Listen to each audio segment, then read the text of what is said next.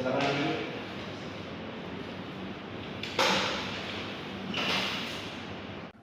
Oke, dengan Mas Rois Fatoni ya? Iya betul Pak. Oke. Sebelumnya biasanya dipanggil siapa nih kalau di rumah ataupun di tempat main? Kalau di rumah ataupun di tempat main biasa dipanggil Rois sih Pak. Rois ya? Akrabnya. Oke. Jadi saya manggilnya Mas Rois aja ya, biar lebih enak. Jadi sebelumnya Mas Rois kesini naik apa nih? Naik motor kah atau bagaimana? Kebetulan tadi pakai ojek sih Pak. Oke. Oke, berarti Mas tadi kesini naik ojek ya Mas? Iya Ya? betul. Ini dari rumah atau dari mana? Dari kosan tadi. Dari kosan. Dari Oh, kosan. ngekos di mana Mas? Kos di Kampung Baru di Bumanti Residen. Oh, Bima Residen, dekat berarti ya? Ya deket Pasar Rabu situ Pak. Jadi Mas Rois ini kegiatan sehari-harinya ngapain aja nih? Kalau untuk kegiatan sehari-hari ya cuman kuliah sih Pak. Soalnya saya kan ya agak introvert ya, jarang explore kegiatan-kegiatan gitu, agak ya jarang lah ikut banyak kegiatan itu. Oke. Baik, sebelum mulai saya izin memperkenalkan diri dulu ya. Perkenalkan, nama saya Maulana Abdullah Furqoni. Di sini saya akan membantu dan juga mencarikan solusi lah yang tepat untuk permasalahan yang mungkin Mas Rois hadapi ya. Sebelum itu, apa maksud dan tujuan Mas Rois datang ke dalam sesi konseling ini? Kalau untuk maksud dan tujuan saya tentu saya pengen menemukan solusi lah ya Pak dari permasalahan yang saya hadapi saat ini gitu, yaitu permasalahan tentang saya itu kurang percaya diri gitu kalau di depan umum ataupun ya ngobrol-ngobrol seperti biasa gitu. Oke, baik. Oke, jadi sebelum kita mulai, ada beberapa hal yang mungkin Mas Rois harus ketahui ya terkait konseling kita pada hari ini. Yang pertama itu untuk kontrak waktu, kita memiliki waktu sekitar 20 sampai 45 menit. Dan nanti jika ada yang ingin didiskusikan lebih lanjut, kita akan membuat jadwal kembali untuk bertemu di konseling minggu berikutnya ya. Kemudian ada beberapa asas yang harus Mas Rois ketahui juga nih. Yang pertama itu ada asas kerahasiaan.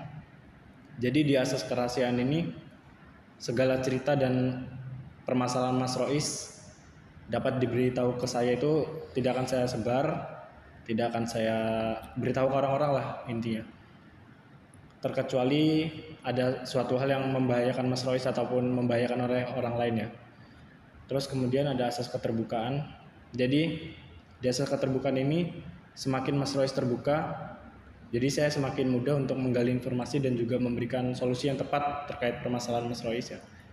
Kemudian ada asas kesukarelaan. Jadi Mas Rois datang ke sini atas kemauan sendiri atau ada paksaan orang lain? Kalau terkait itu saya dengan keputusan saya sendiri sih Pak, soalnya saya kan memang butuh hal ini gitu, jadi saya butuh solusi di sini, jadi tidak ada paksaan dari siapa. Oke, jadi begitu juga dengan konseling kita pada hari ini ya, atas dasar kesukarelaan sendiri, jadi tidak ada paksaan dari orang lain ya. Oke, jadi Mas Rois ini tahu konseling untuk berkonseling kepada saya itu dari siapa Mas? Apakah ada orang yang memberitahu ataupun Masnya cari sendiri nih? Kalau dari saya pribadi itu kan saya karena resah dengan permasalahan saya ini, saya cari-cari lah ya di IG gitu Pak, jadi saya tahunya dari IG di sosmed itu. Oke, jadi tahu konseling ini tuh dari sosmed ya? Iya. Dari bertebaran di IG. Oke, jadi mengenai asas-asas tadi apakah Mas Rois sudah setuju dan sudah paham? Insya Allah setuju saya. Oke, jadi tadi Mas Rois sudah memberitahu saya bahwa permasalahan Mas Rois ini terkait kurangnya kepercayaan diri terhadap orang-orang di sekitar ya, atau gugup lah paling di publik gitu ya. Iya. Jadi apa sih yang membuat Mas Rois menjadi kurang percaya diri gitu? Kalau terkait itu mungkin lebih ke penilaian orang lain sih Pak. Jadi saya tuh kurang percaya diri aja gitu dengan kemampuan saya gitu. Jadi kalau misal saya lagi ngomong di depan umum, itu saya ya takut aja sama penilaian orang gitu yang ada di luar. Mungkin nanti orang lain nilai saya aneh, nilai saya mungkin kok dia gitu sih, kok dia gini sih gitu. Takutnya saya kayak gitu aja sih Pak terkait itu Pak. Dan hal ini nggak cuman ketika saya berbicara di depan umum gitu Pak. Jadi terkait ketika saya diberikan suatu tugas itu saya tuh kurang percaya diri gitu kalau misal saya tuh bisa melakukan tugas tersebut gitu. Jadi mungkin lebih ke nggak percaya sama diri sendiri itu sih Pak, dan takut sama penilaian orang lain. Oke, jadi penyebab permasalahannya itu karena kurangnya percaya diri yang disebabkan oleh pandangan-pandangan buruk orang lain gitu ya, terhadap diri sendiri gitu ya. Oke, jadi tadi Mas bilang bahwa kepercayaan diri ini berkurang ketika ada pandangan lain dari orang-orang ya, tentunya yang membuat Mas Royce ini menjadi tidak percaya diri ya. Iya. Seperti mungkin mengejudge Mas gitu ya. Iya. Ataupun orang-orang tuh berpikir, ih orang ini nih ngapain sih kok kayak gini gitu kan ya Mas ya. Betul, Bang. Oke, jadi apa sih yang ada di pikiran Mas ketika orang lain, mungkin pandangan Mas kan tadi orang lain mengecap kita buruk gitu ya. Jadi apa yang di pikiran Mas ketika ada di situasi tersebut? Kalau yang ada di pikiran saya itu jujur saya takut ngedown aja sih Pak kalau misal saya dinilai buruk-buruk tentang orang lain gitu, dan cemas aja gitu kalau misal orang lain tuh mandang saya buruk gitu, padahal mungkin belum tentu orang lain juga mandang saya seburuk itu sih kalau dipikir-pikir juga gitu Pak. Oke, jadi apakah ada pengalaman masa lalu ataupun masa lalu yang kurang menyenangkan sehingga Mas ini menjadi kurangnya rasa percaya diri ya? Dan juga tadi disebutkan bahwa ketika diberikan tugas Mas juga kurang percaya diri untuk menyelesaikannya itu. Apakah ada pengalaman yang buruk di masa lalu Mas? Terkait pengalaman masa lalu mungkin yang saya ingat itu terkait orang tua saya sih Pak. Jadi orang tua saya itu ketika saya melakukan sesuatu itu jarang ngasih saya apresiasi gitu. Jadi ketika saya melakukan suatu hal gitu bukannya diberi apresiasi, tapi dari orang tua saya itu malah yang ngejat saya gitu, ngapain sih melakukan ini gitu ya, intinya kayak apa ya, orang tua saya itu kayak nggak percaya gitu loh sama diri saya pribadi kalau saya bisa gitu, dan kalaupun saya bisa pun dari mereka bukan kasih dukungan ataupun penguatan gitu, tapi malah di judge gitu dari orang tua. Mungkin dari situ sih Pak. Oke, jadi pengalaman yang Mas rasakan ini cukup sulit ya Mas ya, karena sebenarnya dukungan dari orang tua ini sangat berpengaruh untuk mental kita ya, dan juga kepercayaan diri kita ya. Tadi sudah dijelaskan bahwa kurangnya apresiasi dari orang tua yang sehingga menyebabkan Mas Royce jadi kurang rasa percaya diri ya. Oke, jadi tadi sudah Mas jelaskan ya bahwa pengalaman masa lalu Mas ini bisa dikarenakan oleh orang tua ya. Jadi orang tua yang kurang memberikan apresiasi atas pekerjaan yang telah Mas lakukan ya, mungkin tugas-tugas juga. Jadi Mas ini merasa kurangnya ada dukungan dari orang tua ya semasa kecilnya mungkin. Lalu apakah ada pengalaman lain seperti misalnya teman yang tidak mendukung ataupun lingkungan sekitar gitu? Banyak sih Pak kalau terkait itu, apalagi di saat saya SMA dulu. Sekarang kan saya juga udah ada di lingkungan yang berbeda gitu ya, mungkin sudah berbeda gitu dari orang-orang yang pun nggak ngebully dulu gitu. Kalau dulu tuh kalau misal saya ikut lomba nih kan orang-orang taunya ya saya nggak unggul di akademik gitu, tapi ketika saya ikut lomba itu dari mereka pasti kayak ngeremehin gitu Pak, bukannya ngasih support ataupun hal-hal yang membuat saya makin semangat atau kuat, tapi dari mereka malah ngeremehin gitu, seakan-akan saya tuh nggak mampu gitu buat ikut lomba itu gitu. Kalau lebih kayak gitu sih Pak kalau untuk pengalaman yang lain itu lebih banyak di masa-masa sekolah itu. Oke, jadi teman masa sekolah Mas yang juga kurang mendukung ya Mas ya terkait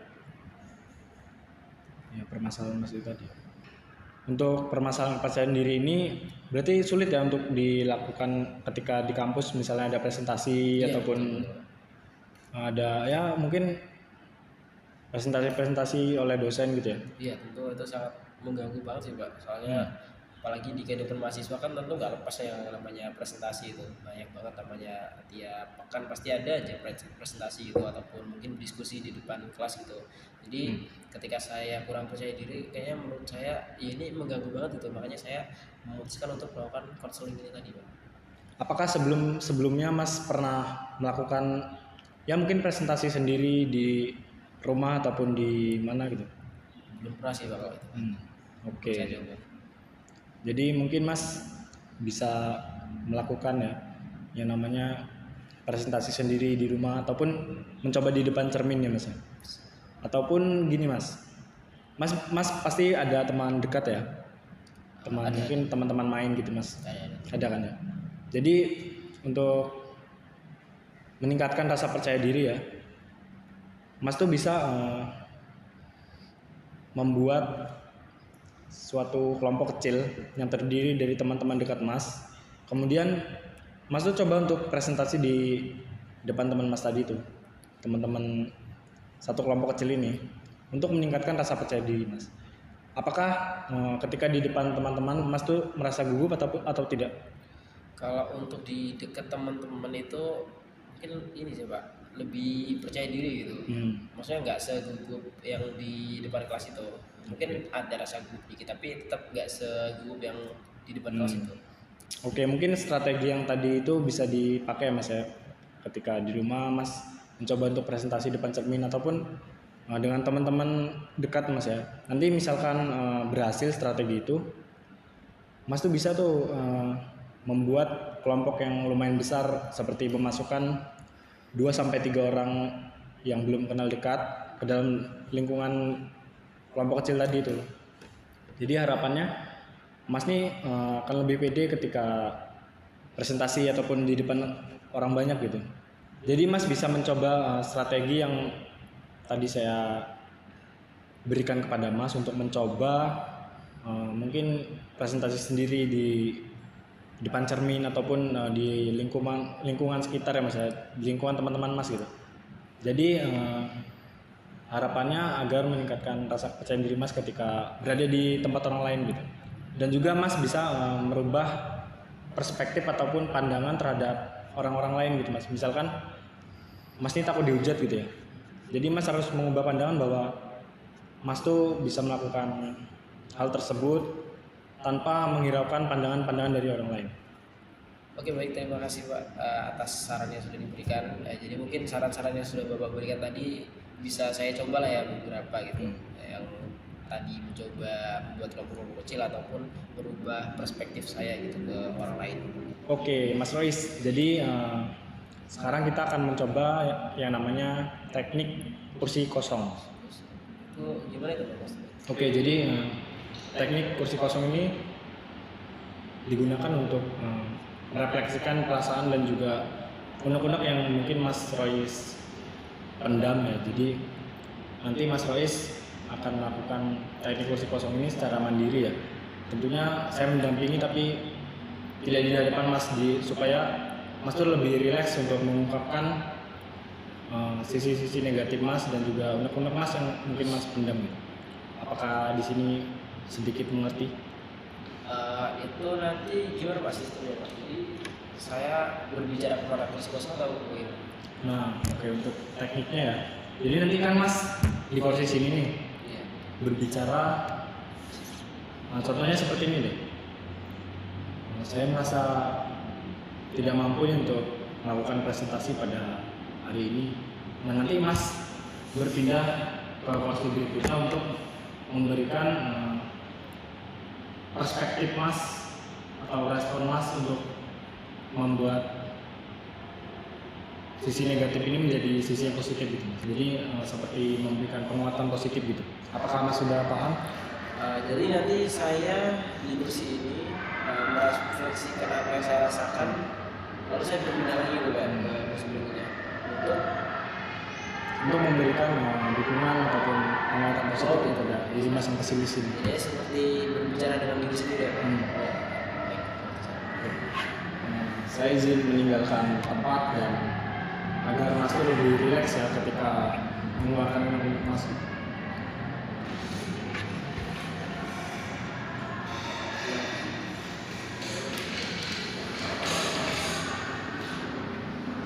Jujur, aku benar capek sama kondisi yang tiap hari rasanya nggak percaya diri, apalagi saat presentasi gitu. Ya presentasi selalu aja takut dinilai dulu sama orang lain, ya. Selalu berpikiran yang belum tentu terjadi gitu. Takut dinilai dulu sama orang lain, takut dinilai sama orang lain. Tapi kalau mau coba hal-hal baru gitu, selalu aja hal tersebut jadi penghalang gitu buat diri pribadi gitu. Untuk mencoba hal yang baru gitu, mau ikut lomba ada rasa takut gitu, ada rasa takut untuk mencoba gitu, takut diremeh-remeh sama orang lain karena mungkin dipandang buruk gitu sama orang, dipandang gak bisa ngapa-ngapain gitu. Akhirnya aku gak jadi mencoba, akhirnya aku gak jadi mengembangkan diriku gitu. Jadi kayaknya kalau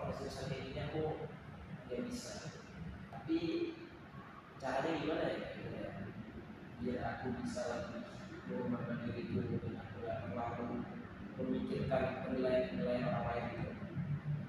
Apalagi yang menjadi mahasiswa, yang mana mahasiswa ini kan banyak banget gitu loh, kegiatan-kegiatan yang mengharuskan aku buat percaya diri gitu. Contohnya di saat kesalahan tadi gitu. Kalau aku terus-terusan kayak gini, tentu ya itu bakal jadi penghalang buat aku bertanya gitu. Gimana aku bisa lulus, gimana aku bisa dapet ilmunya kalau aku dari tapi nggak yakin sama diriku. Hal ini juga kayaknya karena pengalaman masa lalu ya. Yang aku dulu setiap melakukan suatu hal pasti nggak pernah diapresiasi sama orang tua, pasti nggak pernah diapresiasi sama orang tua, nggak kayak anak-anak lain yang dimana anaknya dapat prestasi diapresiasi sama orang tuanya. Kalau aku beda, aku nggak diapresiasi. Kalau aku nggak diapresiasi sama sekali, aku justru malah diremehin sama orang tua. Dianggap hal tersebut ya hal yang biasa aja ya.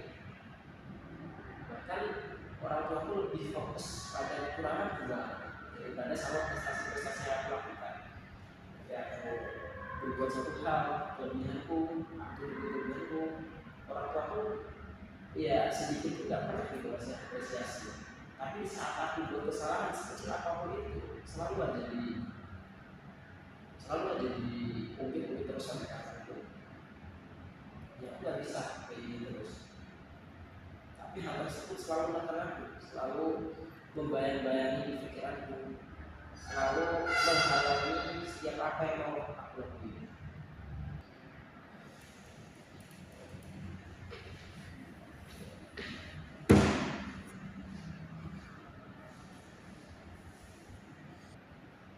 Ya, benar banget sih. Kamu tadi bilang bahwasannya kamu nggak bisa kayak gini terus, tapi kamu masih pesimis. Kamu bisa apa enggaknya gitu? Kamu bisa kok ngelakuin hal itu. Pasti kamu bisa. Kamu takut diremehkan sama orang lain. Kamu takut dinilai orang lain buruk. Tapi hal tersebut tuh belum tentu terjadi gitu. Belum tentu orang lain tuh mandang kamu buruk gitu. Itu cuma pikiran kamu doang.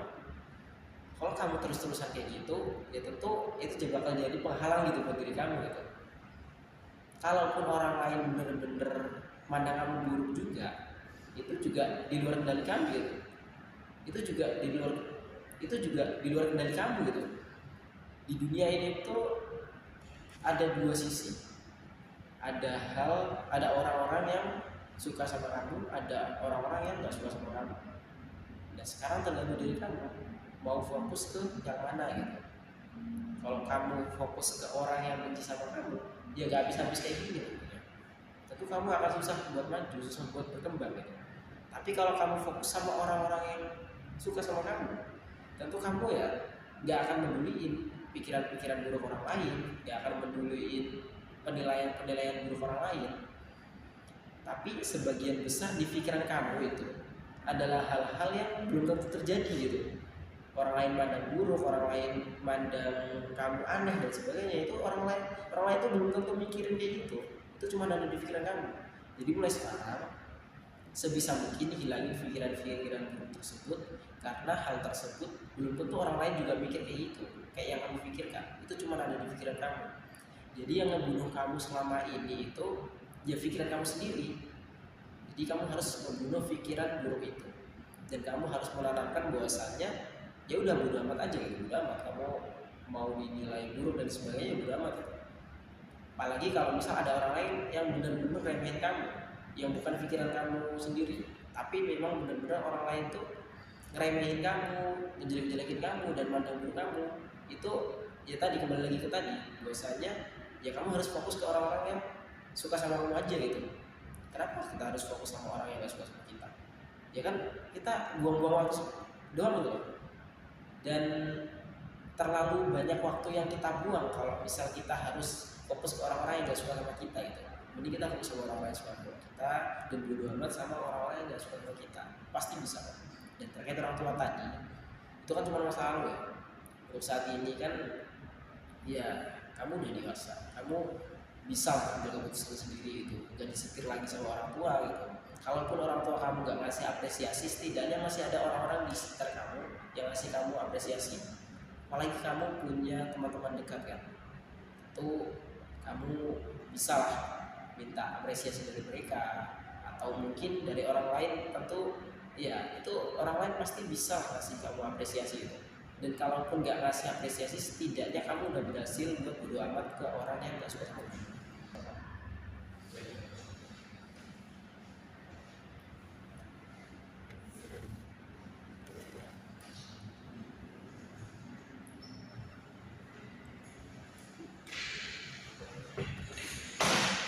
Oke, jadi selamat Mas Roy sudah melakukan yang namanya teknik kursi kosong ya Mas. Jadi teknik kursi kosong ini bertujuan untuk menggali apa permasalahan-permasalahan di dalam diri Mas Rois yang mungkin menyebabkan permasalahan itu tadi ya. Kemudian untuk mencari juga bagaimana pandangan dari diri sendiri untuk membuat Mas tuh berpikir positif dan juga mencarikan solusi untuk permasalahan-permasalahan yang mungkin Mas sudah keluarkan tadi ya, unek-unek yang sudah Mas keluarkan tadi. Bagaimana Mas Rois perasaannya setelah sudah berhasil mengeluarkan apa yang selama ini dipendam gitu, dan juga keinginan Mas Rois dalam sesi kursi kosong tadi? Alhamdulillah sudah agak lega sih Pak, karena saya berhasil mengeluarkan semua unek-unek saya, dan saya menemukan solusi yang itu keluar dari hati saya sendiri gitu. Biasanya saya setelah mengeluarkan unek-unek itu, saya bisa gitu mengeksplorasi masalah-masalah saya dan juga mencari solusi dari permasalahan saya, dan alhamdulillah sangat-sangat lega sih Pak. Oke. Jadi selamat Mas Roy sudah menemukan solusi yang tepat untuk permasalahan yang Mas Roy hadapi, dan juga mengubah pandangan Mas Roy terhadap lingkungan sekitar ya, terutama lingkungan pertemanan ataupun lingkungan keluarga. Dan juga terima kasih sudah bersedia untuk datang ke konseling pada hari ini. Terima kasih Mas Roy sudah bersedia untuk datang ke konseling pada hari ini, dan juga mungkin Mas Roy sudah menemukan solusi yang tepat untuk permasalahan yang Mas Roy alami ya. Dan untuk kalau ingin berdiskusi lebih lanjut bisa membuat jadwal lebih lanjut untuk kedepannya ya. Mungkin minggu depan bisa membuat jadwal kembali. Mungkin itu saja sih yang dapat saya sampaikan, dan juga yang saya bantu mungkin cukup situ saja. Ya, terima kasih kembali Pak karena telah memberikan arahan kepada saya itu dengan menggunakan teknik kursi kosong itu, sehingga saya bisa mengeluarkan unek-unek saya gitu, dan juga saya bisa mencari solusi yang mana solusi tersebut itu dari hati saya sendiri gitu. Saya sangat-sangat merasa terbantu. Oke, jadi kita tutup sesi konseling ini. Wassalamualaikum warahmatullahi wabarakatuh. Waalaikumsalam warahmatullahi wabarakatuh. Terima kasih banyak Pak.